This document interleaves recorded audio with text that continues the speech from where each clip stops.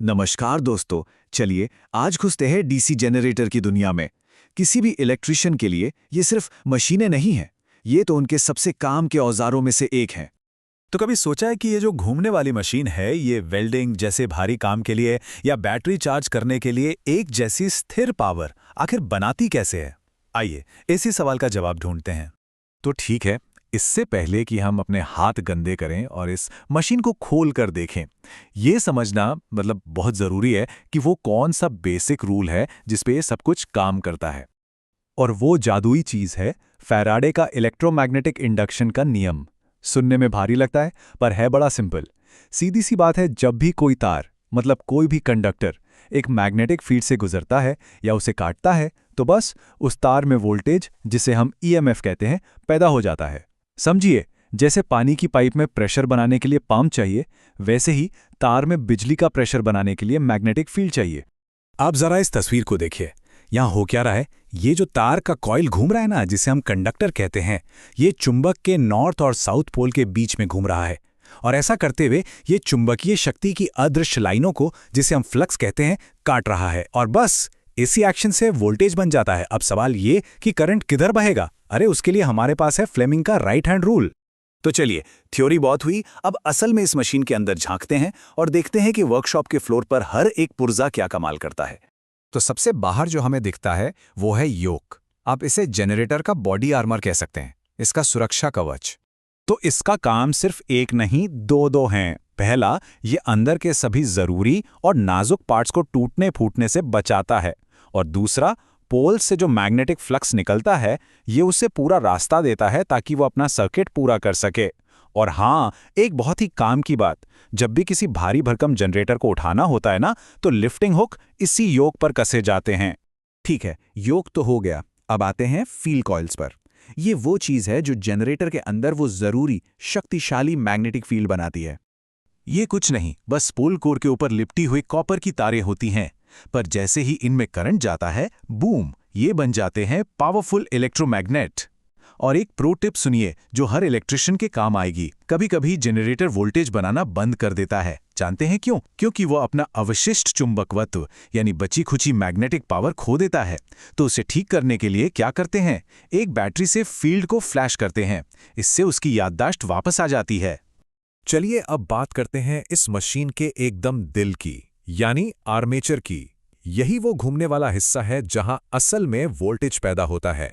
तो वोल्टेज बनता तो इसी घूमने वाले हिस्से में है, लेकिन मज़े की बात यह है कि इसका जो कोर है वो लोहे का कोई ठोस टुकड़ा नहीं है। ये पतली पतली स्टील की पत्तियों को जोड़कर बनाया जाता है, जिन्हें हम लैमिनेशन कहते हैं। अब आप पूछेंगे ऐसा क्यों? भाई ये बहुत ज़रूरी है। अगर कोर सॉलिड होता तो उसमें एडी करंट्स नाम की फालतू की धाराएं घूमने लगती। इससे मशीन भयानक गर्म हो जाती और बहुत सारी एनर्जी बर्बाद होती। तो ये लैमिनेशन उसी बर्बादी को रोकते हैं। अब यहाँ एक मजेदार पेच है। जनरेटर के आर्मेचर में जो बिजली बनती है ना, वो हमेशा एसी यानी ऑल्टरनेटिंग करंट होती है। तो फिर हमें बाहर डीसी यानी डायरेक्ट करंट कैसे मिल जाता है? इसका जवाब छिपा है इस मशीन के सबसे जीनियस हिस्से में। देखिए, एसी जनरेटर में लगी होती हैं स्लिप रिंग्स। इनका काम सीधा है, अंदर की एसी को बिना छेड़े वैसा का वैसा बाहर भेज देना। लेकिन हमारे डीसी जनरेटर में होता है जादूगर, कम्यूटेटर। इसे आप एक बहुत तेज मैकेनिकल स्विच समझिए। जैसे ही आर्मेचर घूमता है, ये एकदम सही टाइम पर कनेक्शन को पलट देता है। नतीजा, अंदर की एसी बाहर आते आते एक सीधी सपाट डीसी बन जाती है ना कमाल की इंजीनियरिंग? तो ठीक है, कम्यूटेटर ने अपना काम कर दिया। अब हमारे घूमते हुए आर्मेचर पर बढ़िया डीसी पावर तैयार है।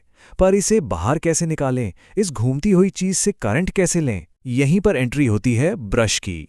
ये कार्बन के छोटे छोटे ब्लॉक होते हैं जो घूमते हुए कम्यूटेटर पर हल्के से टिके रहते हैं। इनका एक ही काम है, करंट को वहां से उठाना और बाहर के टर्मिनल्स तक पहुंचाना।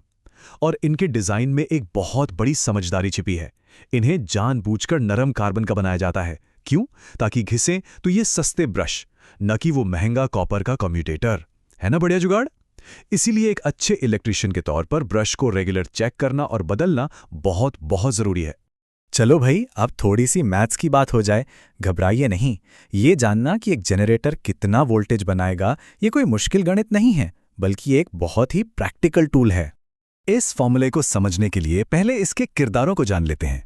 फाई यानी फाई है मैग्नेटिक फ्लक्स, जेड है आर्मेचर में लगे तारों की कुल संख्या, एन है घूमने की स्पीड आरपीएम में, पी है पोल्स की संख्या और ए है वाइंडिंग में पैरेलल रास्तों की संख्या। और ये रहा वो मास्टर फॉर्मूला, E बराबर है phi Z N P divided by 60A।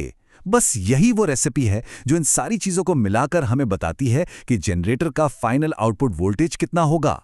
अच्छा, उस फॉर्मूले में जो ए था ना, उसकी वैल्यू इस बात पर तय होती है कि आर्मेचर में तारों को लपेटा कैसे गया है।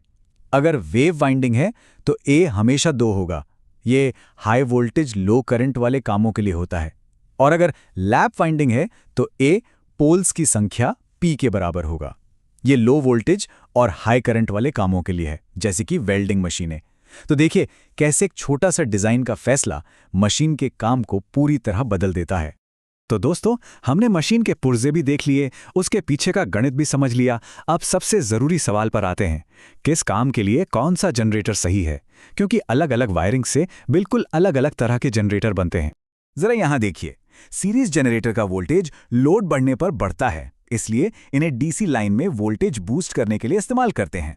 शंट जनरेटर, इनका वोल्टेज लगभग 8 जैसा रहता है, तो ये बैटरी चार्जिंग और लाइटिंग के लिए बेस्ट हैं। और फिर आते हैं कंपाउंड जनरेटर, जिनमें दोनों की खूबियां होती हैं। ये आर्क वेल्डिंग जैसे कामों के लिए बने हैं, जहां करंट एकदम से घटता बढ़ता रहता है। तो ये थी डीसी जनरेटर की पूरी कहानी। इन सभी हिस्सों को समझना और ये जानना कि ये सब मिलकर कैसे काम करते हैं, यही एक अच्छे इलेक्ट्रिशियन की पहचान है। अगर आप और गहराई में जाना चाहते हैं तो पीडीएफ और असेसमेंट के लिए डिस्क्रिप्शन बॉक्स जरूर चेक करें। और हाँ, ऐसे ही और काम के अपडेट्स के लिए चैनल को सब्सक्राइब करना मत भूलिएगा।